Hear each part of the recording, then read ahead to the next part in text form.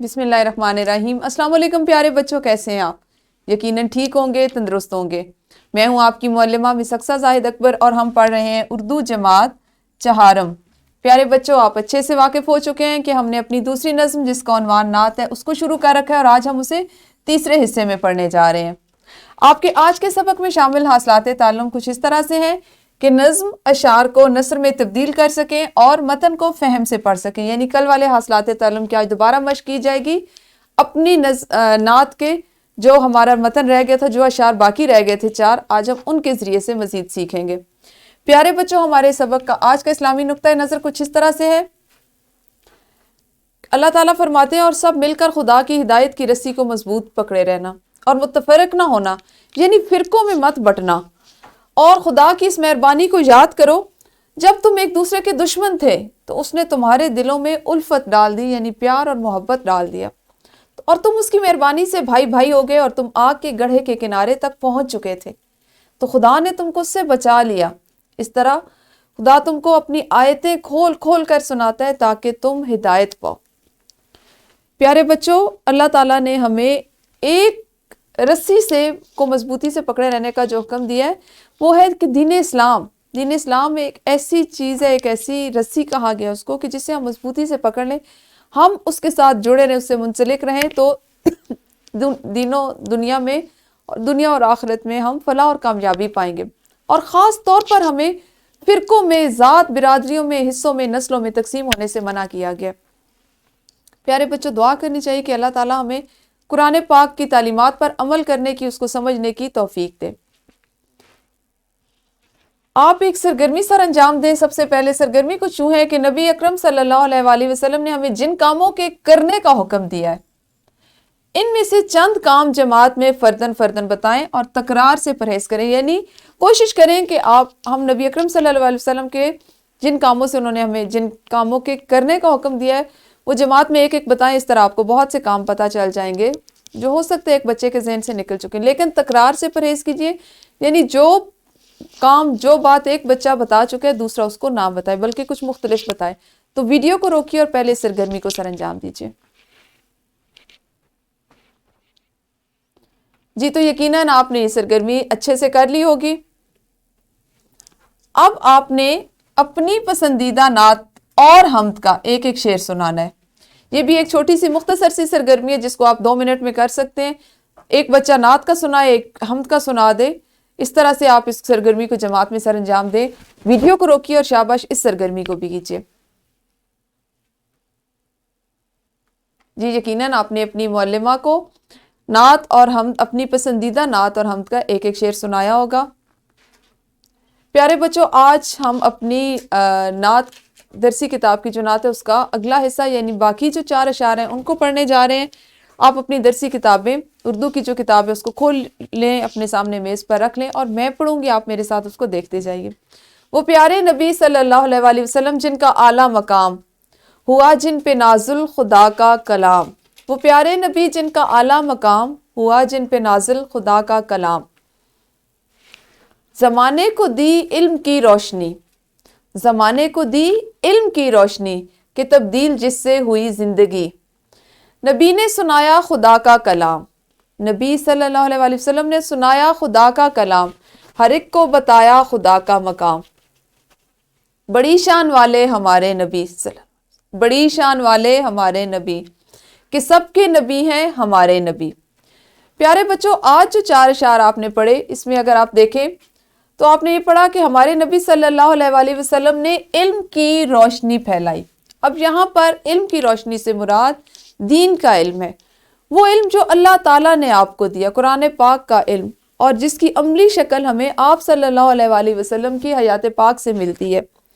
آپ صلی اللہ علیہ وسلم نے جس وقت اللہ تعالیٰ کا پیغام دنیا میں اس کی تبلیغ شروع کی، دنیا کو میں پہنچانا شروع کیا، تو آہستہ آہستہ دنیا کے حالات تبدیل ہونا شروع ہو گئے، بدلنا شروع ہو گئے۔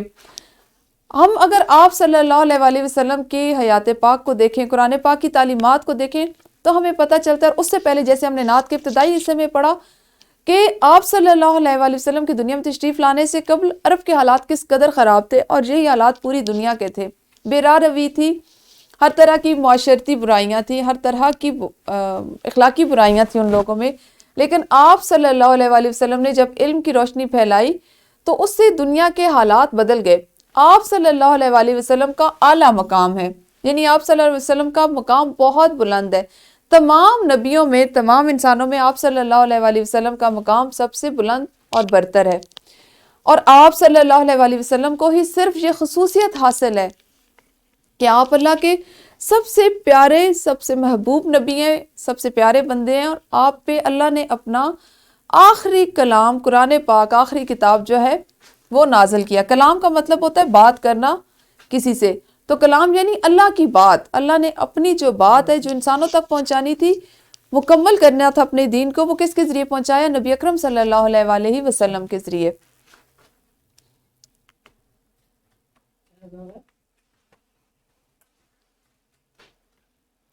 پیارے بچوں، آپ نے آج نعت کو مکمل کر لیا۔ ہم نے اس کے متن کو اچھے سے پڑھ لیا، اس کو سمجھ لیا، اس میں موجود جو تعلیمات تھی وہ آپ نے سیکھ لی، اور آپ کو یہ پتہ چل گیا کہ ہمارے نبی صلی اللہ علیہ وآلہ وسلم جو ہیں ان کی شان سب سے بلند ہے، ان کا مقام تمام انبیاء میں سب سے اونچا، سب سے بلند ہے۔ یہ ہمارا ایمان ہے کہ ہم نبی صلی اللہ علیہ وآلہ وسلم خاتم النبیین ہیں۔ آپ صلی اللہ علیہ وآلہ وسلم پر نبوت کا سلسلہ ختم ہو چکا ہے۔ یہ ہمارا ایمان ہے کہ اب قیامت تک کوئی دوسرا نبی نہیں آئے گا۔ اللہ نے اپنی تعلیمات، اپنی کتاب قرآن پاک میں تمام تعلیمات کو مکمل کر دیا، اور یہ کسی ایک خاص طبقے، کسی ایک خاص فرقے کے لیے نہیں ہے، بلکہ یہ تعلیمات قیامت تک آنے والے تمام انسانوں کے لیے جو ہدایت پانا چاہیں، جو سیکھنا چاہیں۔ اب آپ ایک سرگرمی سر انجام دیں گے۔ سرگرمی کچھ اس طرح سے ہے کہ میں نے ایک نعت کے چند اشعار آپ کے لیے منتخب کیے ہیں۔ آپ کی معلمہ یہ ابھی آپ کو دکھائیں گی، ہو سکتا ہے وہ اس کو تختہ تحریر پر درج کر دیں۔ آپ نے ان کو، یہ آپ کی نعت کے شعر نہیں، کسی اور نعت کے اشعار ہیں، آپ نے ان کو ترنم، لے اور آہنگ سے اپنی معلمہ کو سنانا ہے اور اس سرگرمی کو سر انجام دیں۔ جی یقیناً آپ نے ترنم اور آہنگ کا خیال رکھتے ہوئے ان نعتی اشعار کو پڑھا ہوگا اچھے سے۔ اب ہم کریں گے اپنی مشق، اور مشق میں جو سوالات کل ہمارے نامکمل تھے، جن کا متن ہم نے آج پڑھا، ہم ان کو کریں گے۔ اس میں آپ کا سوال نمبر 1، اس کا جزو نمبر 2 اور 3 آپ نے کرنا ہے، اور ایک سوال ہے آپ کے پاس، سوال نمبر 2، درج ذیل شعر کی نثر بنائیں۔ چونکہ آج آپ نے نثر بنانا بھی سیکھنا ہے، ہم نے کل بھی اشعار کو نثر میں تبدیل کیا، تو اس ذیل میں آپ نے کتاب کا سوال نمبر 2 کرنا ہے، اور ایک ہے آپ کے پاس سوال نمبر 5، یہ بھی آپ آج کریں گے۔ کالم الف سے متعلقہ کالم بے میں موجود مصرع کالم جیم میں لکھنا ہے۔ ایک مصرع کالم الف میں، دوسرا کالم بے میں، اور کالم الف کا جو صحیح مصرع ہے وہ یہاں پہ آپ نے لکھنا ہے، ٹھیک ہے؟ اس کے بعد آپ کا آج کا جو گھر کا کام ہے وہ کچھ اس طرح سے، سوال نمبر 4، جزو نمبر 4 اور 5، یہ دونوں اجزاء چونکہ ہم نے کل نہیں کیے تھے، ان کا متن ہم نے آج پڑھا، تو یہ آپ گھر سے کر کے لائیں گے، اور گھر میں آپ ایک ورک شیٹ بھی کریں گے۔ آپ کی ورک شیٹس کے پرنٹ آؤٹ آپ کی معلمہ آپ کو دے دیں گی، آپ اس کو کر لیجئے۔ اس میں پہلا سوال ہے کہ دیے گئے متن کا بغور مطالعہ کریں، درست تلفظ سے والدین کو سنائیں اور مفہوم کی وضاحت کریں۔ اور سوال نمبر 2 ہے آپ کے پاس کہ درج ذیل اشعار کی نثر بنائیے۔ آپ کی ورک شیٹ میں شامل یہ 2 سوالات ہیں، ان کو بھی آپ نے گھر سے مکمل کر کے لانا ہے۔ اساتذہ کرام آپ کی سہولت اور آپ کی آسانی کے لیے لیسن پلان، پی پی ٹیز اور ورک شیٹ ڈسکرپشن باکس میں موجود ہے، آپ جب چاہیں اس سے فائدہ اٹھا سکتے ہیں۔ کل ملیں گے انشاءاللہ اپنے اگلے سبق کے ساتھ، اس وقت تک اپنا خیال رکھیے۔ اللہ حافظ، شکریہ۔